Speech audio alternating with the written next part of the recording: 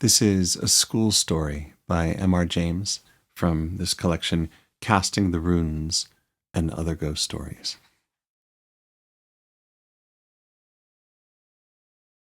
Two men in a smoking room were talking of their private school days. At our school, said A, we had a ghost's footmark on the staircase. What was it like? Oh, very unconvincing. Just the shape of a shoe with a square toe, if I remember right. The staircase was a stone one. I never heard any story about the thing. That seems odd when you come to think of it. Why didn't anyone invent one, I wonder? You can never tell with little boys. They have a mythology all their own. There's a subject for you, by the way. The folklore of private schools. Yes, the crop is rather scanty, though, I imagine. If you were to investigate the cycle of ghost stories, for instance, which the boys at private schools tell each other, they would all turn out to be highly compressed versions of stories out of books. Nowadays, the Strand and Pearsons and so on would be extensively drawn upon. No doubt. They weren't born or thought of in my time. Let's see. I wonder if I can remember the staple ones that I was told. First, there was the house with a room in which a series of people insisted on passing a night, and each of them, in the morning, was found kneeling in a corner and had time just to say, "I've seen it," and died. Wasn't that the house in Berkeley Square? I dare say it was.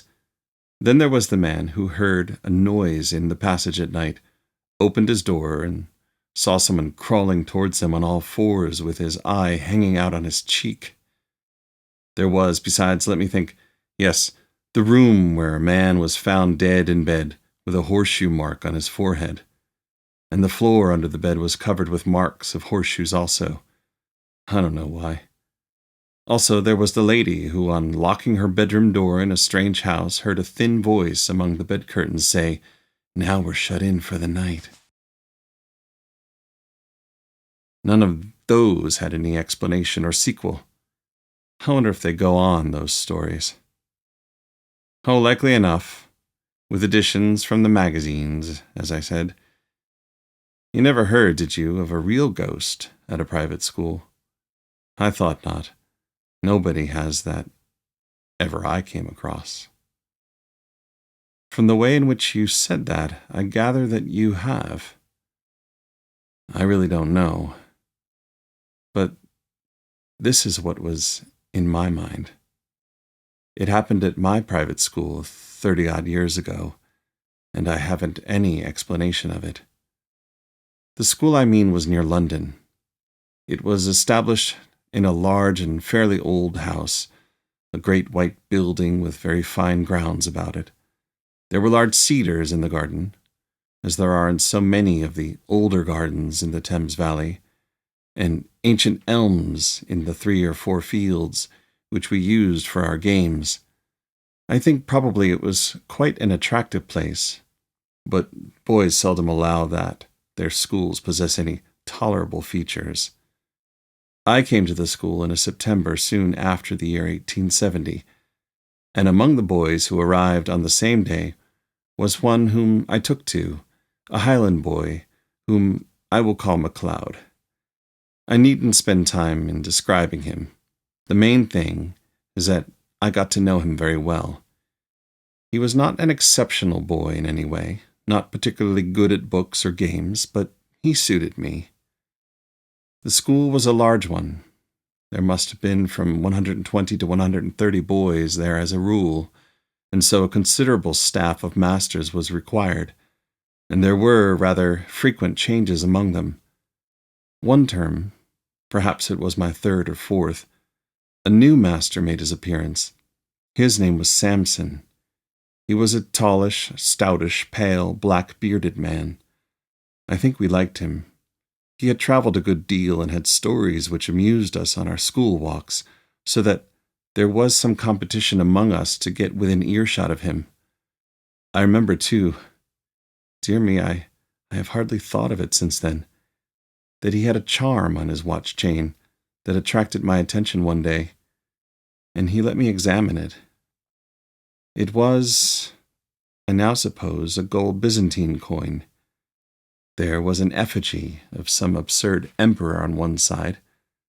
The other side had been worn practically smooth, and he had had cut on it, rather barbarously, his own initials, GWS, and a date 24 July, 1865. Yes, I can see it now. He told me he had picked it up in Constantinople. It was about the size of a florin, perhaps rather smaller. Well, the first odd thing that happened was this.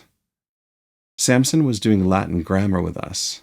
One of his favorite methods, perhaps it is rather a good one, was to make us construct sentences out of our own heads to illustrate the rules he was trying to make us learn. Of course, that is a thing which gives a silly boy a chance of being impertinent.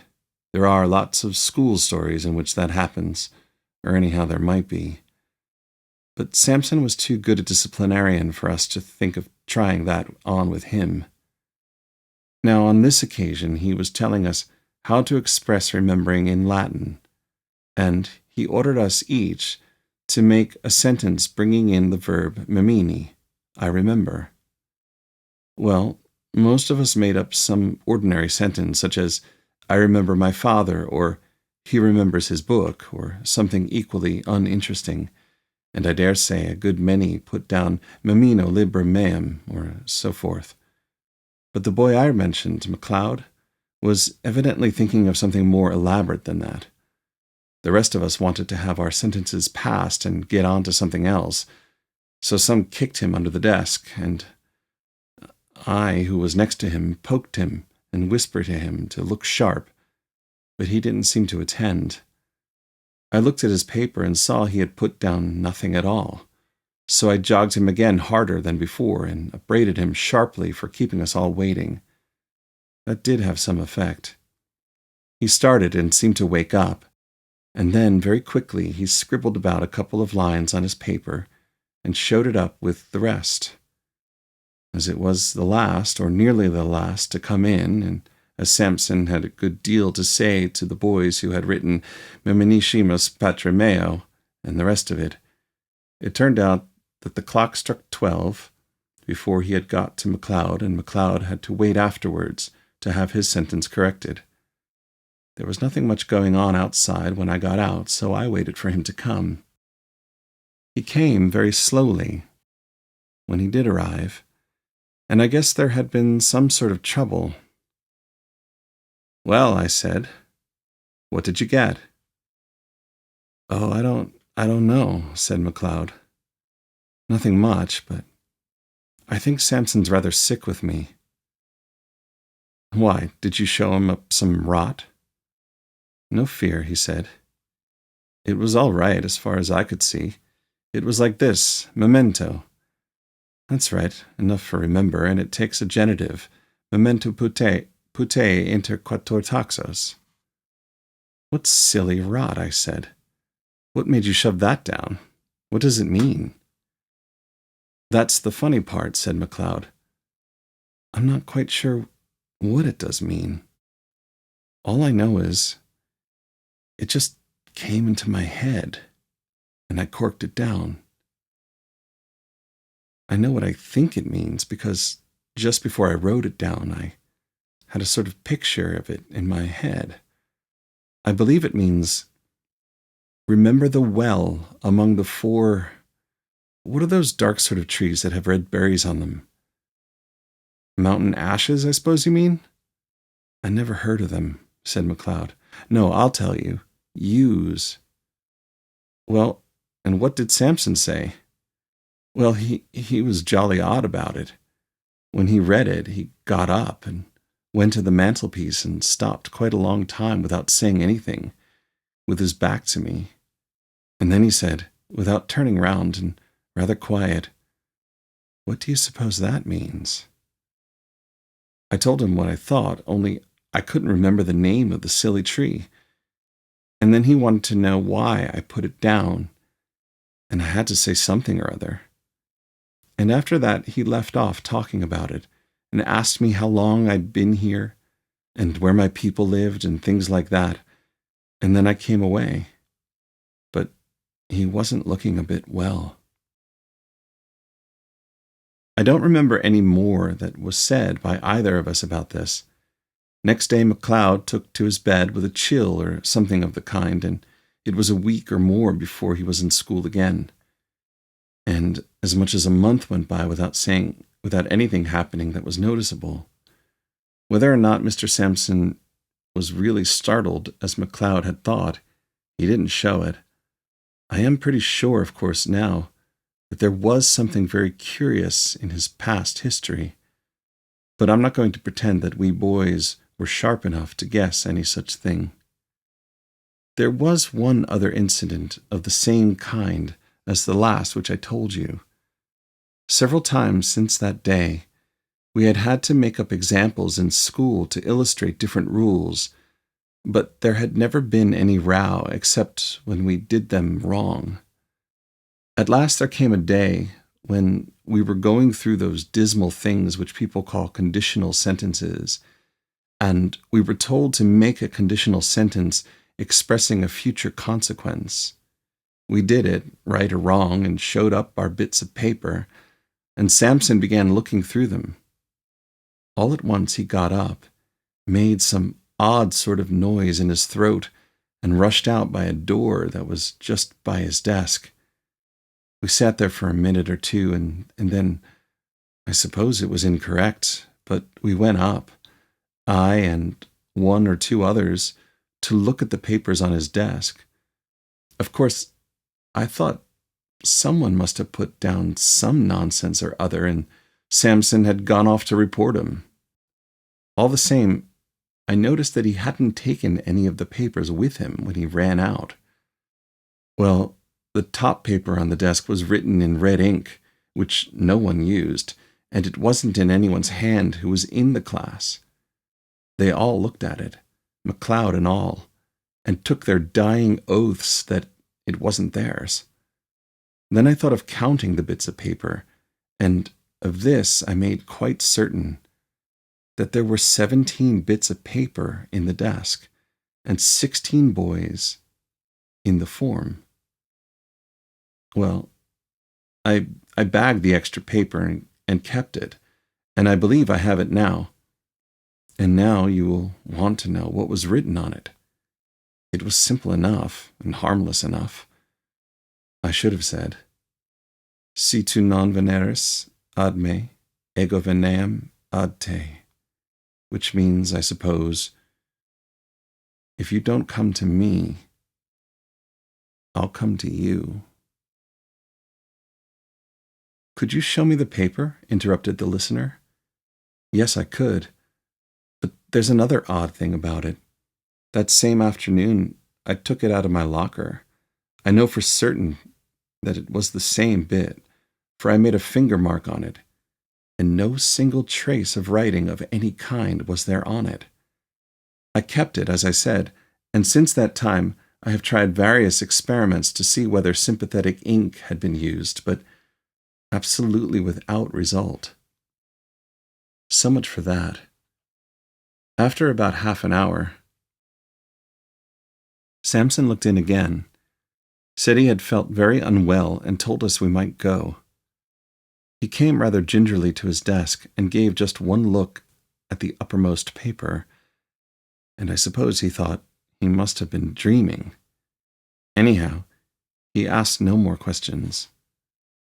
That day was a half-holiday. Next day, Sampson was in school again, much as usual. That night, the third and last incident in my story happened. We, McLeod and I, slept in a dormitory at right angles to the main building. Sampson slept in the main building on the first floor. There was a very bright full moon. At an hour which I can't tell exactly, but some time between 1 and 2, I was woken up by somebody shaking me. It was McLeod, and a nice state of mind he seemed to be in. "Come," he said. "Come. There's a burglar getting in through Sampson's window." As soon as I could speak, I said, "Well, why not call out and wake everybody up?" No, he said. "I'm not sure who it is. Don't make a row. Come and look." Naturally, I came and looked. Naturally, there was no one there. I was cross enough and should have called McLeod plenty of names, only I couldn't tell why. It seemed to me that there was something wrong. Something that made me very glad I wasn't alone to face it. We were still at the window, looking out, and as soon as I could, I asked him what he had heard or seen. "I didn't hear anything at all," he said. "But about 5 minutes before I woke you, I found myself looking out of this window here, and there was a man sitting or kneeling on Samson's windowsill and looking in, and I thought he was beckoning." "What sort of man?" McLeod wriggled. "I don't know," he said, "but I can tell you one thing. He was beastly thin, and he looked as if he was wet all over, and—" he said, looking round and whispering as if he hardly liked to hear himself, "I'm not at all sure that he was alive." We went on talking in whispers some time longer, and eventually crept back to bed. No one else in the room woke or stirred the whole time. I believe we did sleep a bit afterwards, but we were very cheap the next day. And next day, Mr. Sampson was gone, not to be found, and I believe no trace of him has ever come to light since. And thinking it over, one of the oddest things about it all has seemed to me to be the fact that neither McLeod nor I ever mentioned what we had seen to any third person whatever. Of course, no questions were asked on the subject, and if they had been, I am inclined to believe that we could not have made any answer. We seemed unable to speak about it. "That is my story," said the narrator. "The only approach to a ghost story connected with the school that I know, but still, I think an approach to such a thing. The sequel to this may perhaps be reckoned highly conventional, but a sequel there is, and so it must be produced. There had been more than one listener to the story, and in the latter part of the same year, or of the next, one such listener was staying at a country house in Ireland. One evening, his host was turning over a drawer full of odds and ends in the smoking room. Suddenly, he put his hand upon a little box. "Now," he said, "you know about old things. Tell me what this is." My friend opened the little box and found in it a thin gold chain with an object attached to it. He glanced at the object and then took off his spectacles to examine it more narrowly. "What's the history of this?" he asked. "Odd enough," was the answer. "You know the yew thicket in the shrubbery? Well, a year or two back, we were cleaning out the old well that used to be in the clearing there. And what do you suppose we found?"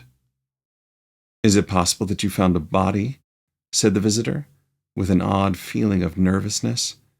"We did that. And what's more, in every sense of the word, we found 2. "Good heavens, 2? Was there anything to show how they got there? Was this thing found with them?" "It was, amongst the rags of the clothes that were on one of the bodies. A bad business, whatever the story of it may have been. One body had the arms tight round the other. They must have been there 30 years or more, long enough before we came to this place. You may judge. We filled the well up fast enough. Do you make anything of what's cut on that gold coin you have there?" "I think I can," said my friend, holding it to the light. But he read it without much difficulty. It seems to be GWS, 24th July, 1865.